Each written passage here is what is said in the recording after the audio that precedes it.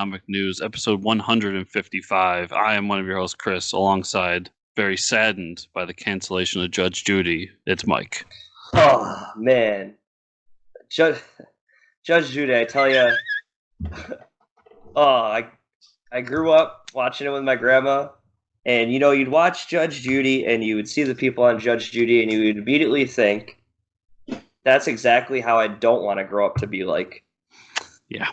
So I got a funny Judge Judy story. Actually, I was like a couple degrees away from a Judge Judy. Well, I actually knew someone in college that had got to go to Judge Judy. I think he got like he just started, and he was we were freshmen. I think he was like 18 or 19, and apparently, I mean, lo and behold, to my surprise, Judge Judy's completely scripted. No. What?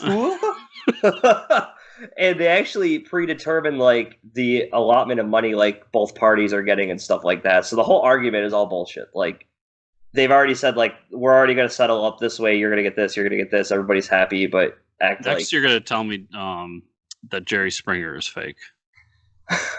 No, that's real. Real life shit going on there.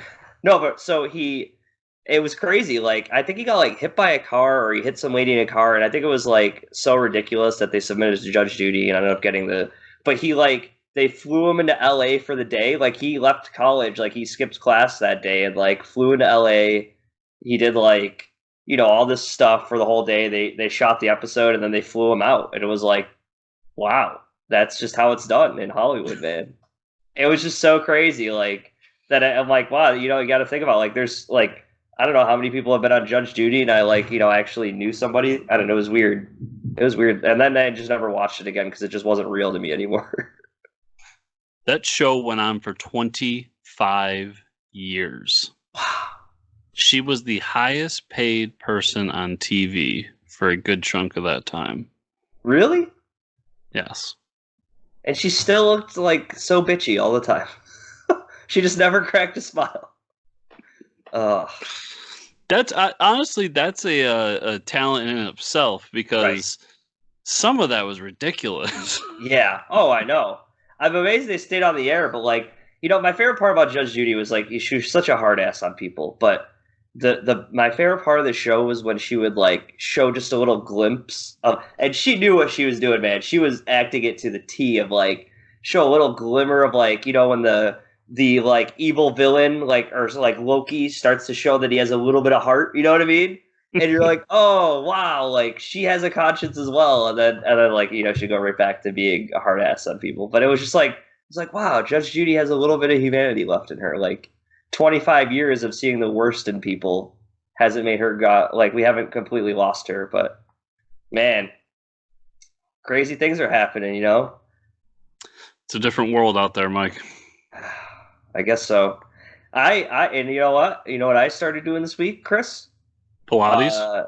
Well, besides the Pilates, I started DMing again. I'm a game master, dungeon master for a small group, so that was pretty cool. Get back in the saddle. Very mad at you. Well, I mean, it's a group of people that I'm supposed to be playing with, but they've never played before. So, just a quick funny story about that. One of the guys in the group really wants to be a rogue thief, right? Assassin. And so like we're doing the intro campaign that they have for like the starter. I can't remember, but there's like a goblin ambush at the beginning. And, some of the seasoned veterans of D&D are kind of like, I'm going to hang back in the wagon. And there's like, dead horses along the trail that they have to go investigate. And the thief goes in first, doesn't make a stealth check or anything. And immediately is like, oh, so there's nothing like in the saddles? And I go, no. And he's like, all right, well, I turn back to the party and go, hey guys, nothing over here. I'm like, did you just shout across like 30 feet to like the wagon? He goes, yeah. I'm like, all right, roll me initiative, dude. Like,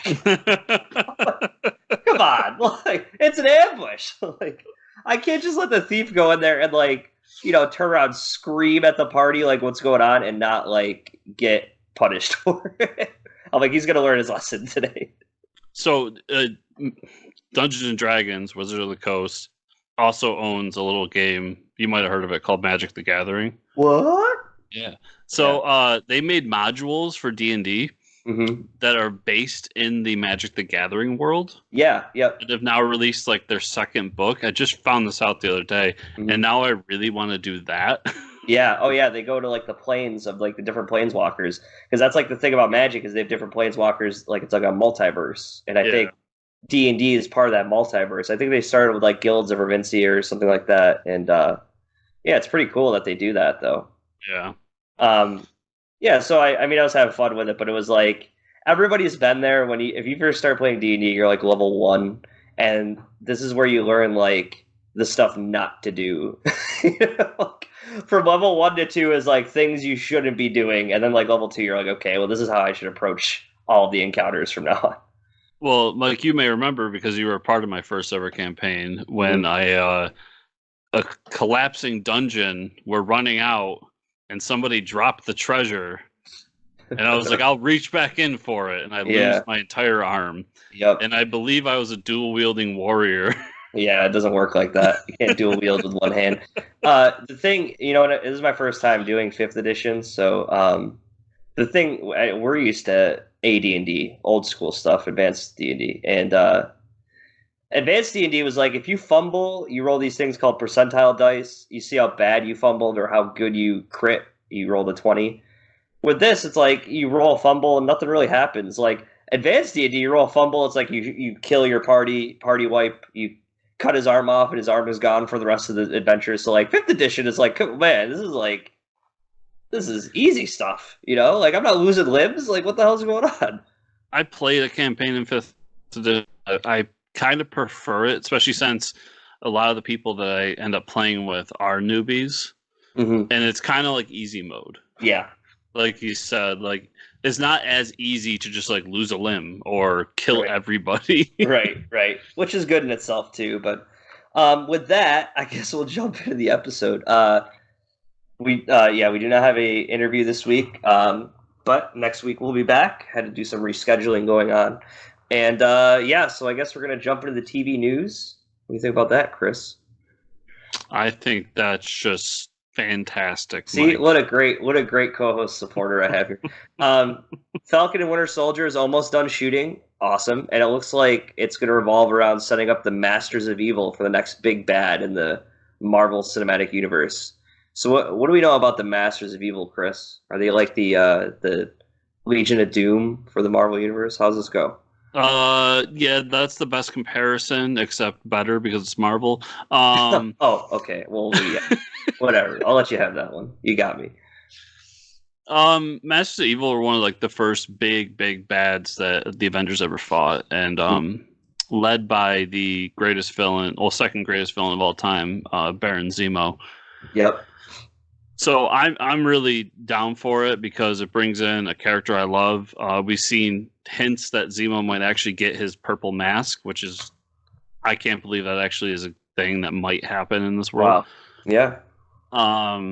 And it sets up a cool storyline for the overall MCU that doesn't involve just a giant godlike creature that we need to destroy at all costs. Like, I wonder if this is going to be like the setup for the next big Avengers movie. Maybe not the overarching. Like maybe they're the Loki to whatever's next is Thanos. But I'm down. I'm so down for it. I want it to be real. I hope this is what's going on. All signs are pointing this way. And I can't wait for this show. I'm so excited for this. Yeah, I mean, it looks, for those little clips we got, it looks really cool. Yeah, and U.S. Agent looks fantastic. Yeah, gonna be good stuff. As far as like what I'm watching right now, I'm just Better Call Saul. I gotta catch up on Flash. I'm still a couple episodes behind. But it's like, dude, like I keep saying, I wish all the CW just ended on Crisis. Like them sitting at the Justice League, it's like such a perfect ending to me that I almost can't bring myself to watch any of the CW shows anymore. It's not because like bad quality or like I'm trying to be hip about it. I just love that ending so much. Of all the heroes from all the CW shows sitting at a table, like yeah. I think I just wanted to settle in a little more before I start watching it again. I don't know. What about you? Are you still watching Star Wars, right? Clone Wars? Haven't had a chance to watch anything this week. Been super busy with a project that everybody knows is going on, but I'm not going to talk about. So I have not watched anything. I'm just an episode behind on Walking Dead and now Star Wars. So next week I'll try to get time to watch it this week, and we'll talk about it more next week. But all right, some more Batman stuff is dropping, and it's almost like before we talk about this one, it's almost like Matt Reeves is just releasing this stuff without like WB's okay. You know what I mean? Because like. Everything's been starting off as like Matt Reeves tweets something. You see all these articles, you see all these posts on Reddit, you see all this other stuff happening, and then DC on their Instagram will be like, "Hey, here's a post about the new Batmobile," and it's like, dude, this has been up for like hours. Like, how are you guys not ahead of this stuff? You know what I mean? It's not Warner Brothers promoting this stuff. I honestly think this image is to clear up the images we got before of Peyton Manning Batman. Peyton Manning Batman. The ears in that first image were so far back that he just has a giant Peyton Manning forehead. Oh yeah. But yeah, go on. Yeah, but so these images, we get the Batmobile and a few shots of the Batsuit, Robert Pattinson in the Batsuit. As far as it looks, I mean, what's significant about this? I don't hate the Batmobile. It's the closest rendition to the '60s Batmobile that I've seen in the cinematic universe, which is awesome. I think that's a nice little throwback. But it also shows that Batman is like early on. It's like it's a muscle car that's been like outfitted with a giant rocket on the back, which is really cool. Now, is this setting up the timeline for us? Like, what era is this? You know, is this an old school car because it's an older time? You know, like, and then I started talking about with people like, okay, we've seen the suit. We know there's gonna be a younger Batman. We see this like almost like this Mad Max Fury Road style car, right? But what if it's timeless? You know what I mean? Of like Batman in the animated series, but he does it right. Like Matt Reeves knows, like, oh, it's gonna be timeless, but this is how we're gonna do it. We're not gonna do it like the Gotham show. And who knows? I mean, they don't have to, like, the beginning of the movie, they don't have to be like, Gotham 2025. They could stay away from all that, like headlines with the years. They don't have to do any of that stuff. They could just do it as is, right? Yeah. I think that would be cool. There's so much speculation. What did you think of the Batmobile? I liked it. I mean, it's a Fast and the Furious car. Yeah, for sure. My big thing here is I like the Batsuit much more than I did in those earlier images. Yep. And now this is also kind of more of a fine-tuned image. It's probably been touched up, and but it looks a lot better than those images we got before.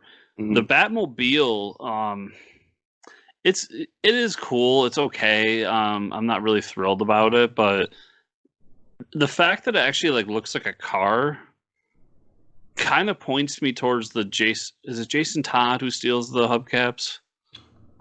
Yes. Yeah. So yeah, it points me towards Jason Todd Robin era. Mm-hmm.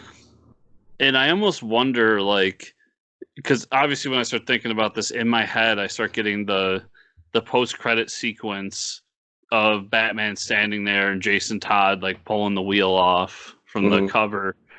But I mean, we don't have to have a Robin, but like that's where I jumped to, just because that was the only time period I can remember where Batman had like a car. Right. Yeah. Yeah. Like a real car. Yeah. But I thought the car was fine. The Batsuit was a great improvement from the previous images. Once again, either way, I'm gonna at least check this movie out. Why couldn't they just give us the animated series Batmobile though? The non-practical 30-foot long front end Batmobile. You just hire the guy from the League of Extraordinary Gentlemen movie. I know, it's literally it's just a different version. It's just not painted black, pretty much. Pretty much. Yeah. Have you watched any movies lately or no? No. There's that new Mark Wahlberg movie on Netflix. I'm probably gonna check that out tonight. I don't know. It's like he's a Boston cop, I think.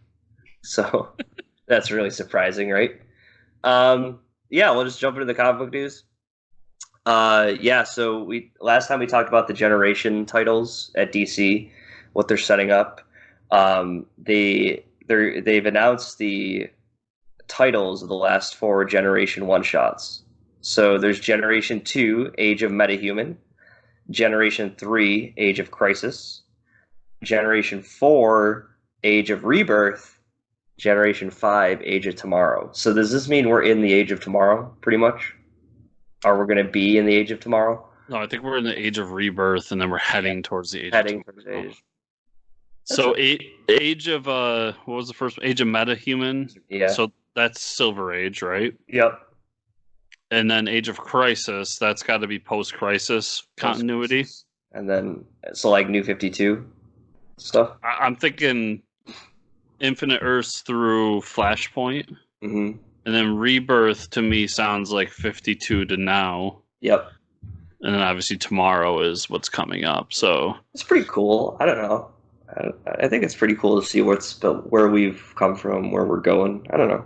Yeah, it's a neat idea. I'm just still super confused about 5G. Yeah. I had a long conversation with our local shop owner, and what he's selling 5G as is nothing like what I've read about online or we've been discussing here on the show. Mm-hmm.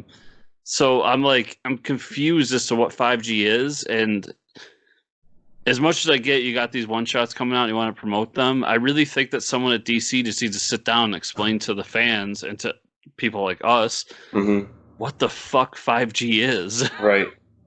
Because if it's what my comic shop owner's explaining, I don't mind it. His thing was that there's still going to be... The books we're reading now are still going to exist.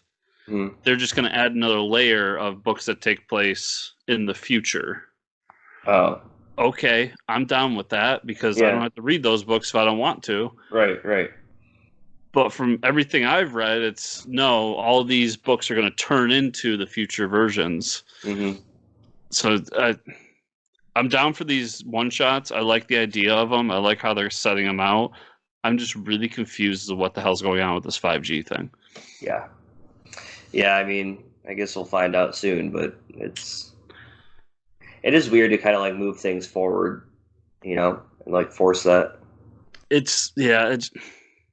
But I don't know. And it's also weird because Bendis recently set out and showed us the DC timeline. Mm-hmm. And so the next Batman is Batman Beyond. Yep. That's the future Batman. So what is this Lucius Fox thing or Lucius Fox Jr. thing that they're talking about? I don't know. I'm beyond confused. I really just want a comprehensive, this is what 5G is, this is what the books are going to look like, and this is what our publishing line is going to look like moving forward. Hopefully soon. With that, though, Harleen by Stefan Sejic is now a New York Times bestseller, so good for him. Yeah, that's huge. Yeah, that's awesome. And that's a great book, too. So good for him. Writer Krista Faust and artist Mike Deodato Jr. announced their new creator-owned titled AWA. Title at AWA. Yeah, we don't talk about AWA a lot, but they're still doing some cool indie stuff.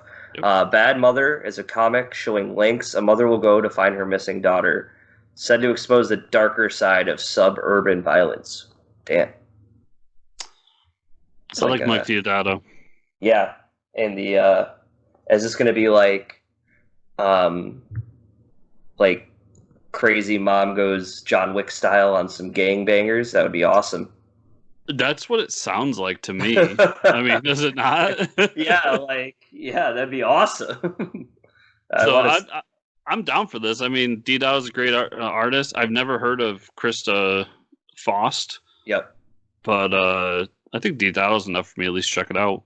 Yeah. John Layman, artist Dan Boltwood, announces a new spin-off of Chew titled Chew. Spelled CHU as opposed to the normal way they spell Chew, featuring Tony Chu's sister, Saffron. Nice, like saffron rice. I like it because it's like almost like a sidekick, right? And rice goes with everything. Saffron, right? Haha. I get it. So there's that. I mean, yeah, it seems he's slowly getting back into the whole Chew universe stuff. Yeah, he definitely there was a time where it seemed like he felt like he was done. Yeah. He didn't want to do it anymore. He wanted to move on. And then with some time away from it, now he's definitely reinvigorated his love for that series and character. So Yeah. good for him, and I'll definitely check this out. I love Chew. This is pretty cool. Dave De Silva and artist Matteo Scalera announced they are doing a Kick-Ass crossover book this summer titled Kick-Ass versus Hit Girl. So not as big as Batman versus Superman, but this is pretty cool. Them butting heads with each other. You still read Kickass? No, I was reading Hit Girl season 2, but I do not read the Kick-Ass anymore. No. So this is a different Kick-Ass, obviously. This is the Marine Kick-Ass. I don't know if the Hit Girl is the same. Season 2, she was the same person, but I guess we'll find out. After most of the publishers and creators canceled their appearances at Emerald City Comic-Con, it is announced they'll be postponing the event due to coronavirus scare. I mean, you're seeing this happen everywhere. A lot of creators are even coming out and saying that they won't shake hands. And people don't get, like, a fist bump is still a no-no. Like, any contact, you can transfer things. Like, it doesn't have to be just a handshake or a hug. And I mean, even the fist bump, but whatever. We don't want to talk science here. Yeah. So, I mean, it's con season's coming up, dude. That's just the start of them. Like, springtime con season, you know? Yeah, like DC canceled all of their March stuff. They're they're telling all their creators, all their people, no, you're not going to anything in March. I know there's been a few events in other industries that have done similar things. Mm-hmm. There was was it PAX? One of the video game conventions canceled too for the similar reasons. And I mean, this is a kind of a big deal with the whole coronavirus thing, and it sucks that this has to happen, but it's the right decision. I mean, the comic world would not be happy if Jim Lee came down with coronavirus. yeah, exactly. So it makes sense. I guess we'll just jump into what we read this week, which I'm going to start off with a book that I read last week that I forgot to catch up on, Shazam number 11. Shazam! This book had a crazy twist in it, which is like, I can't believe I forgot to talk about it. We see at the beginning of the issue, like, Billy Batson's dad is being, like, killed, or his powers are being taken away by the wizard. And what we find out the whole time is, like, you know, they send the wizard, they have a fight with the wizard and the Shazam family. And we find out that Billy sends the wizard away back to the Rock of Eternity. Come to find out, the Mr. Mind that we were seeing this whole time was actually in Billy's dad's head, not Dr. Sivana's head, which is crazy. So he was actually being the bad one the whole time, which was a crazy twist. And then we get the end where this huge crazy splash page of all the monsters that have escaped from the Monsterlands. And one of them is the Wicked Witch of the West, obviously, because there's the Ozlands. And but at the end of it, someone lets out Superboy Prime. And he's pissed at Billy Batson. So we're going to see what happens there. There be a crisis coming. Yep. Batman number 90, we learn a little bit more about this designer villain they keep talking about. Catwoman actually tells Batman what happened instead of dancing around the subject for the last couple issues. He's like, come on, just tell me. Oh, I don't want to tell you. Oh, no, I'm going to tell you. I want to tell you. It's like, just tell him. You know you're going to do it. You know what I mean? It's like, it's so kiddish. But anyways, so Catwoman is like, yeah, early on, me and the other villains like Joker, Riddler, Penguin met up with this guy who said that, like, you guys need to think bigger about your plans. Like, it's not just thwarting Batman. Like, this is like Catwoman. Like, what is the biggest heist you ever want to pull? And then he gets in the room with Joker, and everything goes south, and they end up like killing the guy and like burning his house down that he like brings them to. And so like, there's a reason he's back for some reason. He must be pissed at everybody. So we're gonna see what that's all about. But we understand that he was like he's like the master villain thief that everybody knew about in like the villain world. And so when they first meet him, they're like super impressed to meet him. So we don't know. I don't know who it is. I'm sure it's going to be someone that we've seen before. Justice League 42. You still reading Justice League? Yes, but I have not read the recent issue. Basically, you know, the fight's happening with the Eradicator and all the Daxamites, and they do this big trick like the Eradicator still has Wonder Woman in his grips, and they're like, okay, we got an hour to figure this out. We got to get the Eradicator off planet. We got to save Wonder Woman. So what happens is the Flash runs as fast as he can. The Flash runs fast. Spoiler alert. And they need to like a way to be able to fight because they're all like Superman basically. That's how strong these guys are. So what they do is they chase Flash into a portal that Zatanna or not Zatanna, Enchantress? Yeah. Madame Xanadu. Madame Xanadu. Sorry. I was like, which Justice League Dark member? The third one. Madame Xanadu opens a portal. So, like, they're chasing Flash, and they're like, you're not that fast. And then they run through a portal that teleports them to another planet. I think it might even be it's I don't know what planet it is, but it's one that does not have a yellow sun. So they transport them to a planet that Justice League's waiting. They're like, haha! And, like, so now they don't have their powers. So next issue, you're going to see some ass kicking, a whole whooping. Is now Batman is going to be like, finally, I can like punch these dudes. Strange Adventures #1. This book has been like, you know, everybody's been talking about it. Tom King and his another attempt at writing an obscure character. Did you read this? I did. Okay, I thought it was a solid first issue. I don't know a whole lot about Adam Strange, but we do know that, you know, he gets transported by a Zeta beam and becomes the champion of the planet Ron. But like, what does that mean as far as like who did he have to kill and who did he have to thwart to save Ron? But we find out, I mean, he was there so long that he had a wife and a daughter. We find out the daughter dies for some reason. We haven't seen that happen. But now he's dealing with things back on Earth. He's signing books, and it's kind of meta in the sense that like he wrote his storybook. People will think he's like a savior, but they also know he has done some bad stuff. And one of the guys that tries to call him out on it ends up dead, getting shot in the head with a laser gun. So, and he's like, that definitely wasn't me, and maybe it was. Who knows? But he goes to Batman for help. Batman's like, well, I know this guy. I won't help you because I'm too busy being Batman. And the guy he sends over is Mr. Terrific, so that's pretty cool. I think that'll be a cool team up. Yeah, I thought the book did a good job of showing you who he is and what he did. Yeah. Without bogging you down too much with information. Mm-hmm. Like you, I know very little about the character.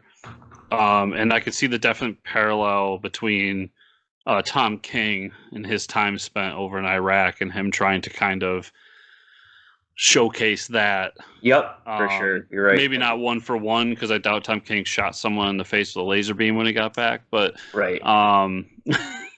But definitely the idea of like you were over there and you know did some things, and maybe they're not the greatest things ever, but they were necessary for the time, and kind of showing that back and forth, and then also the political climate of some guy saying, yeah, but what you really did was torture all these people and do this and do that. And it's like, well, that's either he's like, that's not true, or that's not exactly what happened. So there's definitely like a backdrop to like how not only Tom King's time spent, but kind of the political situation we're in today with how people view things. I really love this first issue. I thought it was good. I was originally going to skip it because I was like, Adam Strange, I don't care. And I was like, well, I'll check it out. And I'm in. That was an amazing first issue. And I agree, dude. Mitch Gerard's art, man, give this guy every book. Oh, it's so good. Yeah. Unearthed #6.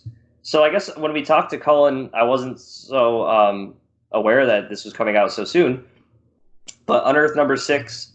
So now we finished the first story arc of Unearthed. We are 1 year later after the giant monster breaks out of the mountain. And now we're dealing with like how the world views it. The strike team is still going around kind of like killing off remaining monsters or people that have transformed. There's newer versions that are like almost like faster and stronger. The general from the original story arc is dealing with like PTSD of like, because he had to nuke a whole town that he thought he was going to kill the monster, and like it just woke the monster up, but he slaughtered all these innocent people. So like there's a scene where he turns and looks behind him, and all these dead like people are standing there, and I was like, whoa, what's going on? But then you realize it's like a vision of he's like haunted by these dead children and families that he's like killed. So he's still running strike teams to try to kill all the monsters. We find out that the doctor, I don't know any. It's hard for me to remember the characters' names for books that that are just starting off. But the doctor ends up at a commune where she has taken in like a kid whose parents had died during the whole event, and they're kind of like a cult. So like there's this guy that leads them that's very religious, and like they worship the new monster that broke out of the mountain. So like she's dealing with like, yeah, it wasn't anything to worship though. Like it's definitely gonna kill us all. And at the end of the issue, we find that like the guy who runs the commune is like he's got something chained up in the basement. He's like worshiping it. It's like one of the like really big morphed monsters. So it's disgusting. A lot of really crazy human body horror stuff. Very uncomfortable, but I think it's a solid story, and I'm excited to see where it goes. And then my last book I wanted to talk about, I know Chris read it, and this might have been my favorite book this week, Spider-Man Noir #1. That's not where I thought you were going. I did not read this book. You didn't read Spider Noir, dude? No. Oh man, I'm so glad you didn't. Well, I want you to read it. I'm surprised you didn't read it. This book was awesome. It was a great first issue, and it had amazing art. The art on it is like, it almost reminds me of like Alex Ross style. Like, I don't know. It was like very classic. A lot of black and white, right? It's interesting because it's a twist of like detective work with 66 Batman like puns. And there's like, I don't know. It's awesome. It feels like a 60s Batman episode, but I don't know. There's something else to it. But basically the premise of the story is women are being murdered, and one of them was holding an antique piece of jewelry. Well, Spider-Man finds a twin sister, and she works for like a museum, and basically they're going back to the country. I think she's from Germany, or she's German, but they're going back to England where the antiques and art pieces were coming from. So they're going to investigate like who's the one killing all these people. But it's almost like Where in the World's Carmen Sandiego mixed with like 60s Batman, but it's a little more serious than that. And I thought it was awesome. The art was a nice cool noir style art. I don't know, it just makes sense. It was a really solid issue. I think you should check it out. But that was all I had this week. Well, what I thought you were going to say, and I'm shocked that you didn't read it, is Billionaire Island #1. Oh my God! Was that DC book? No, Ahoy. Ahoy! Oh my God, I missed it. Yeah, you're right. I will talk about that next week. But you talk about it. I completely forgot. That was my pick of the week. So we get a background of what Billionaire Island is, and what it really is a artificial island outside the coast of or the Gulf of Mexico that's constantly moving. And this takes place a few years in the future. Like global warming has taken over. Like a lot of like they show New York City underwater, and people like refugees, they call weather refugees, going inland. And all the billionaires have made this island, and you can only access its coordinates through a tap through your bank account. So they have to check to make sure that you actually have $1 billion. Wow. And they even have like a TV station that, like, when they first start it, a guy turns on TV and it says, "Now checking your bank statements to make sure that you make enough money to watch this." That is amazing. So it was really funny in the beginning with all that, and then they got serious with like the weather, climate change debate. And there was a guy who worked for a nonprofit with one of the billionaires, and he went somewhere to give them these crops that are supposed to help them so they can feed themselves.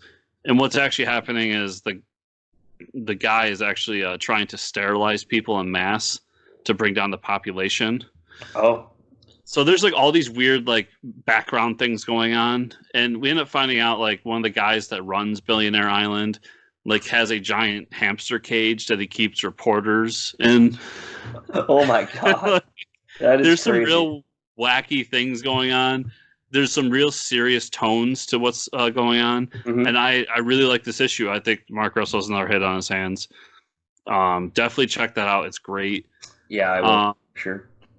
American Jesus, Messiah 2 and 3, I caught up on this week, and I enjoyed the series. I thought it was a little rushed, though. Obviously, anyone that's read American Jesus, the first volume is all about the Antichrist. This one is about the Messiah, Jesus. And then obviously he plans on doing a book 3 because he says to be continued at the end. Oh, so that was the end of it? I think I have to read the last issue still. Yeah, there's so it's only 3 issues. I think the last one was 4 issues. But yeah, it just felt rushed, like you were just trying to get to this point, as opposed to the first one where I thought you gradually got there over 4 issues. Yep. But I did enjoy it. I'll read the 3rd volume. And then Penultiman number 0. Yeah. This was actually free on Comixology. It was a story that Tom Peyer did in a anthology book, and it's really just the origins of what Penultiman is. And I thought the art's really great. I think the background to this character is really fun. He comes from a future where the perfect human has been created, and he's the next to last step in that evolution. And instead of getting sent back to a time where he would fit in, people are convinced to send him back to a time where people are super primitive and not very intelligent, the year 2020, and he becomes a superhero. So I'm down for this. If you want to check it out, Penultiman number 0, it's free on Comixology. It looks like a lot of fun, so I'm excited for issue 1. And I got Avengers number 31, which is Tony Stark in the Ice Age. Tony's been gone for a little while, and this was just kind of a one-shot story of what happens to him during that time and then bringing him back to the modern era. It was enjoyable, but definitely just a one-off story. DCeased Unkillables number 1. So this is like the mirror image of the original DCeased story, where it's all the villains that have survived and what they're doing. And it really centers around Deathstroke, who his healing factor allows him to not become a zombie. So he's kind of the perfect person to live in this like apocalypse. And he ends up meeting up with Maxwell Lord, who has an island full of other weird villains, including the Creeper and some others. And they're gonna wait it out, I guess. So, and then in kind of the B story, you get Jim Gordon and Red Hood and Cassandra Cain coming together and trying to figure their way through this world. So enjoyable. If you enjoyed the first volume of DCeased, I think this is a good addition, and cool. I look forward to the next one. Marvel number 1. So this is Alex Ross and Kurt Busiek coming back to Marvel's, and they're doing it as kind of an anthology that all ties in together. So Alex Ross does the art for the first chunk of the book and then the last couple pages, and that's what's really tying everything together. And then the rest is just like a story about a certain character. In this case, it was Spider-Man. My biggest complaint about it is you go from Alex Art Ross to, I don't remember the guy's name, but to his art, and it's very jarring. And it really shows the flaws in his art, and I did not enjoy that at all. Okay. But the through-line story was cool, so I'll stick with it.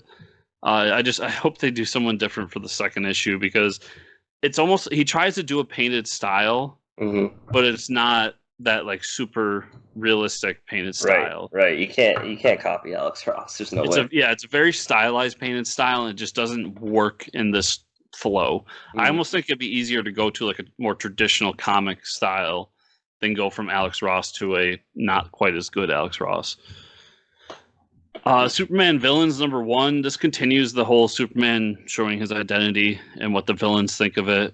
And it sets up the kind of storyline for Superman moving forward, which is the person who owns the Daily Planet is in control of the Invisible Mafia. It was a decent issue. If you're reading Superman, it's kind of necessary for the story. But outside of that, I don't see a reason really to pick it up. I enjoyed it for what it was. Outer Darkness and Chew, #1. Oh, yeah. So, in the Outer Darkness world, they run into this alien race who only communicates through eating food.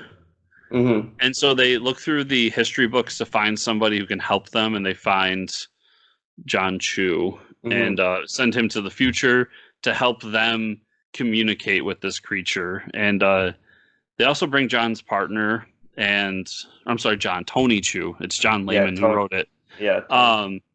And Tony's partners with him, and he kind of figures out that there's something happening, and they're not quite being told the whole story. And that's kind of where the book ends, with them being like, we need to get the fuck out of here. But it was a cool little premise, and I enjoyed having the different book characters together. And how they got them together was interesting too. Yeah, that's interesting. And then my last book was Join the Future #1 by Zach Kaplan and Peter Kalowski. Okay. I think that's his name. So, anyone doesn't know, I love Zach Kaplan. He did the Port of Earth book, and this is kind of his idea of a future civilization, and all these mega cities pop up, and they're basically a socialist paradise. Everything's given to you. You're living on universal basic income. You get to choose your career and what you do, and it seems like the perfect world. And then there's outskirts of it where people are still trying to live in kind of a more traditional American way, almost a libertarian way. And these outposts are like very Wild Westian, so they try to go the back and forth with that. I really enjoyed it because it kind of shows not only at first the book shows you all the great things about this mega city and why it's so great and why people love to live there and everything. And then you go out to these outskirts where these people are living, and some of the people there are just like, this is how we're meant to live, this is what we want to do and everything. And they keep being tried to sold into becoming a mega city or joining the mega city, and they refuse. And at the end of the book, we get a kill squad sent to the town that refuses to sell, and everybody dies except for one person, and that's going to be the lead character of our book. I really enjoyed it. It really shows a great dynamic between different philosophies, and it does what sci-fi does really well, which is tell that story in a way that doesn't beat you over the head with this is good and this is bad, right? But does kind of delve into the different ideas and what's wrong and what's great about them. So I suggest picking it up. Anything Zach Kaplan does from now into the future, I'm at least going to check out. I love his work. Awesome. I think that's everything. So, Mike, where can people find you on that interweb? You can find me at Fortress Ricker on Twitter. Where can they find you? Enter the show, Chris. They can find me at Fortress Chris on Twitter, and you can find the show at fortresscomicnews.com. Remember, everybody, to give us those 5-star reviews. We crave them. We need them. Yes. They fuel our bodies. Give them to me. And if you're watching on YouTube, to like, subscribe, share, and all that fun stuff. Remember all the goodies at Patreon, patreon.com/FortressComicNews. And we will see you all next week.